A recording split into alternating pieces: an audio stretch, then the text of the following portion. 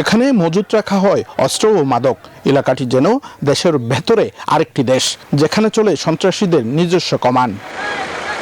আমি একটা শর্টগান নিয়ে ওখানে তো নিরাপদ না, ওখানে আমার চায়না রেখে নিতে হবে, আমার এসএমজি নিতে হবে, এলএনজি নিতে হবে। চট্টগ্রামে অপরাধ, সন্ত্রাস ও অবৈধ বাণিজ্যের আরেক নাম জঙ্গল সলিমপুর।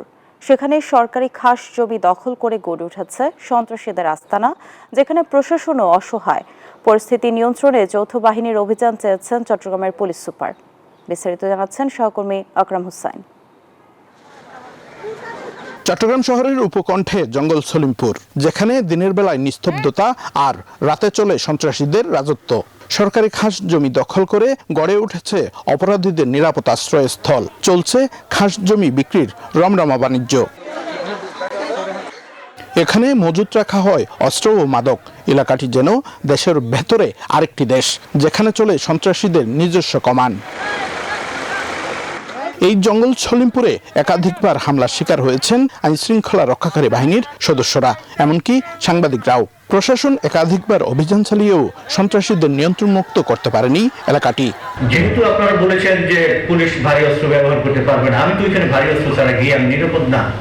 আমি একটা শর্টগান নিয়ে ওখানে তো নিরাপদ না, ওখানে আমার চায়না রেখে নিতে হবে, আমার এসএমজি নিতে হবে, এলএনজি নিতে হবে।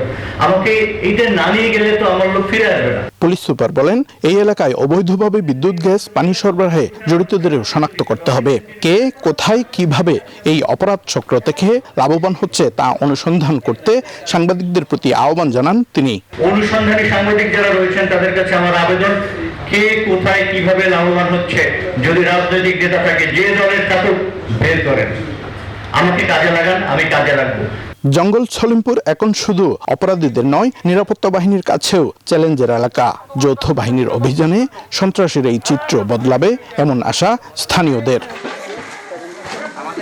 আকরাম হোসাইন, নিউজ 24, চট্টগ্রাম।